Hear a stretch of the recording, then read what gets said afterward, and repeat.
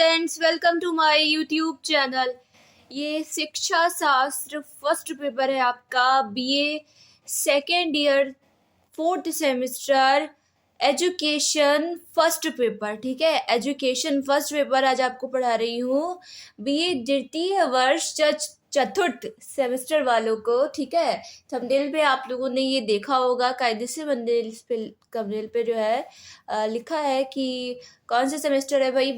Fourth semester है और द्वितीय वर्ष वालों का है बीए द्वितीय वर्ष फोर्थ सेमेस्टर। ठीक है, और शिक्षा शास्त्र है आपका एजुकेशन फर्स्ट पेपर। दो पेपर होते हैं, या फर्स्ट पेपर सेकंड पेपर। ये फर्स्ट पेपर है आपका, जिसमें आपकी 4 यूनिट हैं। 4 यूनिट में आपको आज ये फर्स्ट यूनिट करा रही हूँ। हर यूनिट से आपको 4 यूनिट है, सब में से आपको अलग अलग से मोस्ट इम्पॉर्टेंट क्वेश्चन प्रोवाइड करूँगी। आज ये फर्स्ट वीडियो रहेगा आपका एजुकेशन वालों का, जिनके पास एजुकेशन है भाई ध्यान दीजिएगा। ऑब्जेक्टिव बहुत इजी भी नहीं है आप लोगों के, और ना ही बहुत टफ है। याद करना चाहो तो आप लोग याद कर सकते हो। ठीक है, तो जितने ऑब्जेक्टिव मैं लिखवाऊंगी सारे याद करना। सारे ऑब्जेक्टिव बहुत इंपॉर्टेंट है, मोस्ट इम्पॉर्टेंट है। ठीक है, जो एग्ज़ाम में पूछे जाते हैं और एग्ज़ाम में पूछे गए। और एक चीज़ मैं आपको बता दूं कि देखो, मैं ये बात आपसे बोल रही हूँ कि ये क्वेश्चन मोस्ट इम्पॉर्टेंट है, फिर भी कभी कभी ऐसा होता है ना, कभी कभी क्या, इनफैक्ट कोई ये बात कह नहीं सकता है कि जो क्वेश्चन हम करा रहे हैं 100% यही क्वेश्चन आपके एग्जाम में मिलेंगे, पूरा पेपर यहीं से आएगा। ये नहीं हो सकता है। ठीक है, ये बिल्कुल नहीं हो सकता। हाँ, हो सकता है कि शायद आपका लक काम आ जाए भाई, आपकी किस्मत अच्छी हो कि सारे क्वेश्चन यहीं आ जाए। ठीक है, बाकी कोई गारंटी नहीं होती है। ये एक अनुमान ही इंसान लगा सकता है कि भाई ये इम्पोर्टेंट क्वेश्चन है, पिछले साल ये क्वेश्चन पूछे गए थे, तो शायद इस साल भी ये क्वेश्चन एग्जाम में पूछे जाएं। ठीक है, तो इसलिए बस ये सारे क्वेश्चन मैं आपको यहाँ पर करवा रही हूँ, ताकि जो है आपका जो एग्ज़ाम है वो अच्छे से हो जाए भाई। और आप लोग मोस्ट इम्पॉर्टेंट ढूंढते हो, बहुत से बच्चों को तो सिलेबस वगैरह कुछ नहीं पता होता है ना, तो यहाँ पे आपको ये फर्स्ट यूनिट करा रही हूँ आज।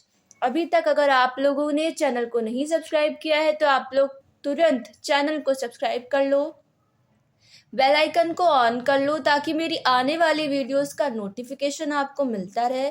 साथ ही वीडियो को शेयर भी करना, वीडियो को लाइक भी करना। कहीं भी किसी भी सब्जेक्ट में कोई भी दिक्कत आती है तो बिना हिचकिचाए मुझसे पूछ लेना। ठीक है, सब्जेक्ट का मतलब मैं ये बोल रही हूँ कि आपके ये सेमेस्टर ऑब्जेक्टिव है। ठीक है, तो किसी भी सब्जेक्ट में, कहीं भी किसी सब्जेक्ट के ऑब्जेक्टिव क्वेश्चन, कहीं भी कोई दिक्कत आ रही है आपको, तो आप मुझे कमेंट करके पूछ लीजिएगा कि मैम मुझे ऐसे सब्जेक्ट में ये प्रॉब्लम या मुझे ये चीज़ नहीं समझ में आ रही है, तो आप मुझे बता दीजिए। ठीक है, और इसके साथ ही आपका इस सेमेस्टर में, फोर्थ सेमेस्टर में वोकेशनल टॉपिक क्या है, ये आप मुझे कमेंट करके बताना कि मैम मेरा ये वोकेशनल टॉपिक है और मैं इस ज़िले से हूँ। ठीक है, क्योंकि जो वोकेशनल टॉपिक है ना, ये कॉलेज वाले हर ईयर भाई चेंज कर देते हैं, सबका चेंज होता रहता है, और हर कॉलेज का भी चेंज होता है कि किसी कॉलेज का दूसरा टॉपिक है, किसी कॉलेज का दूसरा। ठीक है, तो आप बताना कि आपका क्या टॉपिक है। यहाँ पे क्वेश्चन पढ़ती हूँ। ठीक है, ये क्वेश्चन है आपके, क्वेश्चन 1 है आपका, आदर्शवाद किस शब्द का हिंदी रूपांतरण है। आदर्शवाद किस शब्द का हिंदी रूपांतरण है। इसमें ऑप्शन है, option 1 idealism, option 2 realism, option 3 pragmatism, option 4 socialism. इसका राइट आंसर है प्रश्न नंबर 1 का आदर्शवाद किस शब्द का हिंदी रूपांतरण है। आदर्शवाद आइडियलिज्म का हिंदी रूपांतरण है, यानी ऑप्शन फर्स्ट प्रश्न नंबर 1 का क्या है, राइट आंसर है। प्रश्न नंबर 1 का राइट आंसर क्या है, ऑप्शन फर्स्ट आइडियलिज्म। अगला प्रश्न है प्रश्न नंबर 2, जॉर्ज पैट्रिक ने आदर्शवाद की तुलना किससे की है। इसमें ऑप्शन है, ऑप्शन 1 भौतिकवाद, ऑप्शन 2 प्रकृतिवाद, ऑप्शन 3 प्रयोजनवाद, ऑप्शन 4 उक्त सभी। इसका राइट आंसर हो जाएगा प्रश्न नंबर 2 का जॉर्ज पैट्रिक ने आदर्शवाद की तुलना किससे की है? भौतिकवाद से की। किससे की आदर्शवाद की तुलना? भौतिकवाद से। यानी प्रश्न नंबर 2 का जो राइट आंसर है वो है आपका ऑप्शन फर्स्ट। अगला प्रश्न है आपका प्रश्न नंबर 3, सत्यम शिवम सुंदरम का सिद्धांत किस विचारधारा से संबद्ध है? इसमें ऑप्शन है, ऑप्शन 1 प्रकृतिवाद, ऑप्शन 2 आदर्शवाद, ऑप्शन 3 प्रयोजनवाद, ऑप्शन 4 यथार्थवाद या यथार्थवादी भी बोल सकते हो, ठीक है।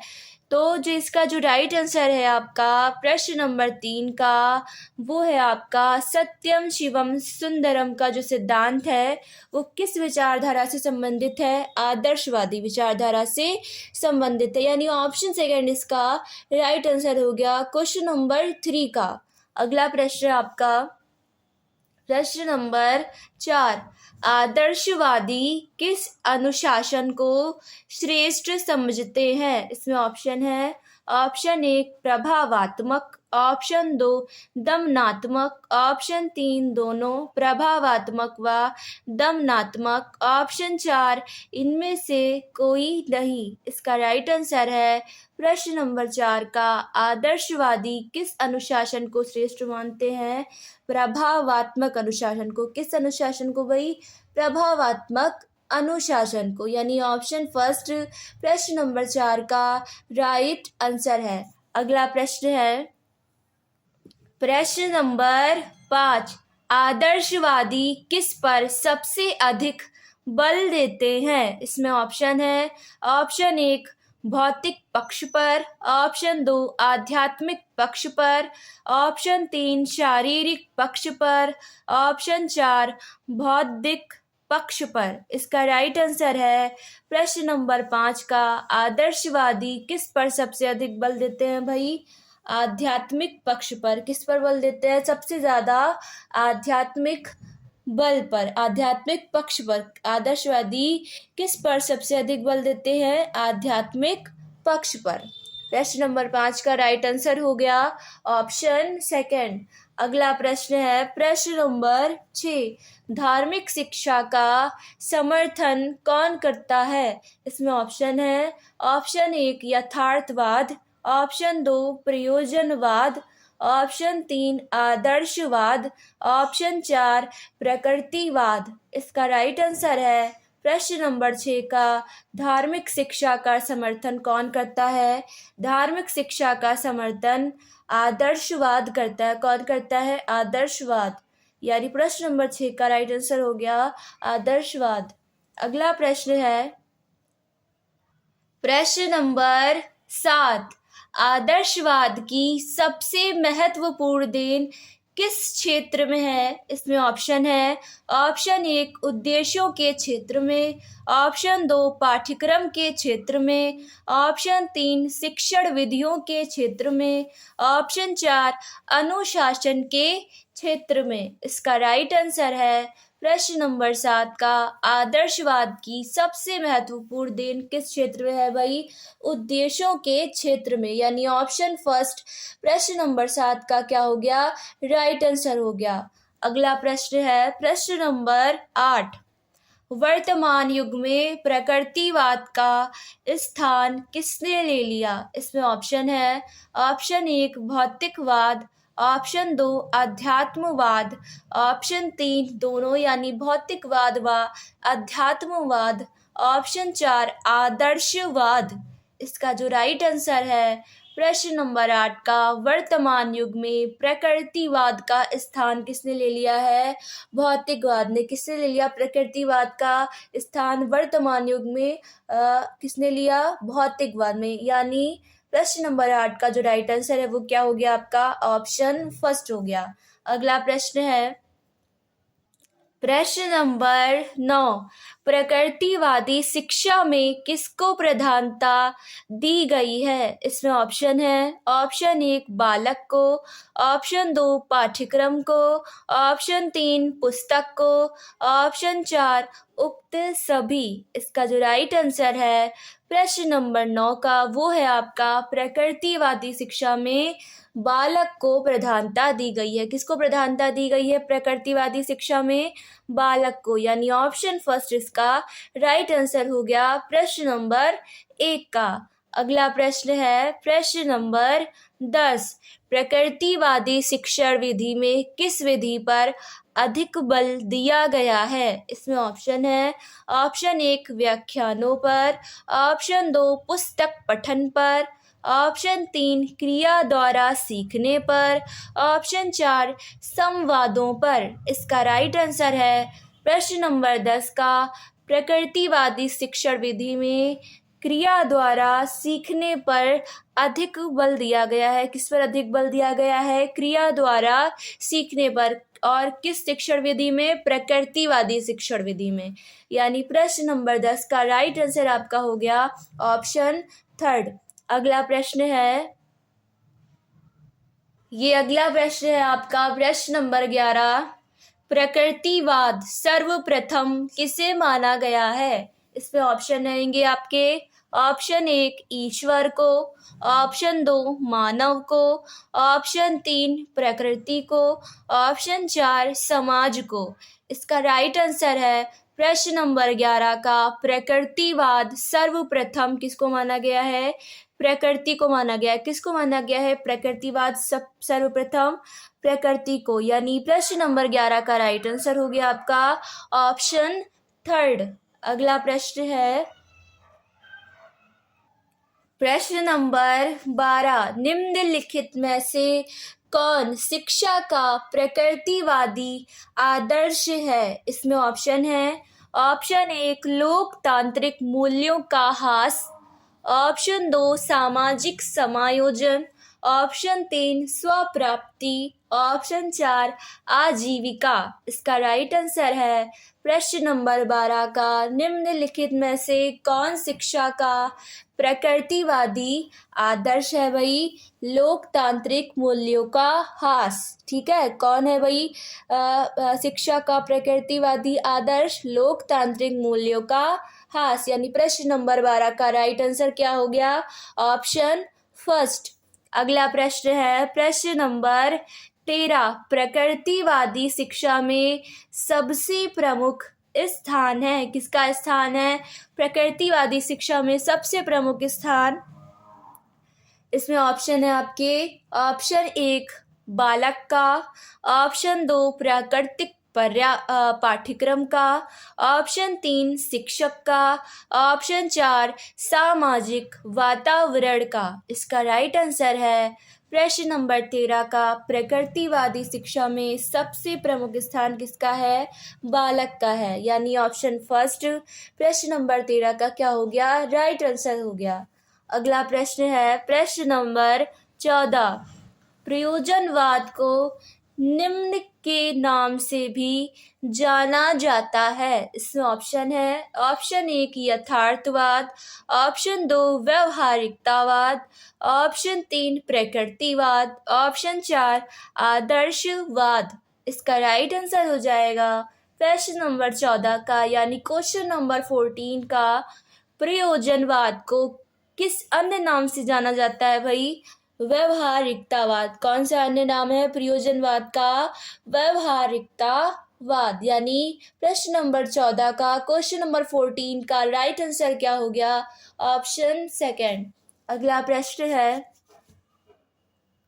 प्रश्न नंबर 15। प्रैग्मेटिज्म की उत्पत्ति किस भाषा में हुई है? इसमें ऑप्शन है, option 1 Greek, option 2 Latin, option 3 German, option 4 उक्त सभी। इसका राइट आंसर है प्रश्न नंबर 15 का प्रैग्मेटिज्म की उत्पत्ति किस भाषा से हुई है? ग्रीक भाषा से हुई है। किस भाषा से हुई है प्रैग्मेटिज्म की उत्पत्ति? ग्रीक भाषा से। यानी प्रश्न नंबर 15 का राइट आंसर हो गया आपका ऑप्शन फर्स्ट। अगला प्रश्न है प्रश्न नंबर 16। प्रयोजनवादी दार्शनिक विचारधारा के जन्मदाता माने जाते हैं। इसमें ऑप्शन है, ऑप्शन 1 विलियम जेम्स, ऑप्शन 2 प्लेटो, ऑप्शन 3 अरस्तु, ऑप्शन 4 बेकन। इसका राइट आंसर है प्रश्न नंबर 16 का प्रयोजनवादी दार्शनिक विचारधारा के जन्मदाता कौन माने जाते हैं? William James. कौन माने जाते हैं भाई? प्रयोजनवादी दार्शनिक विचारधारा के जन्मदाता विलियम जेम्स। यानी प्रश्न नंबर 16 का राइट आंसर क्या हो गया भाई? Option first. अगला प्रश्न है प्रश्न नंबर 17।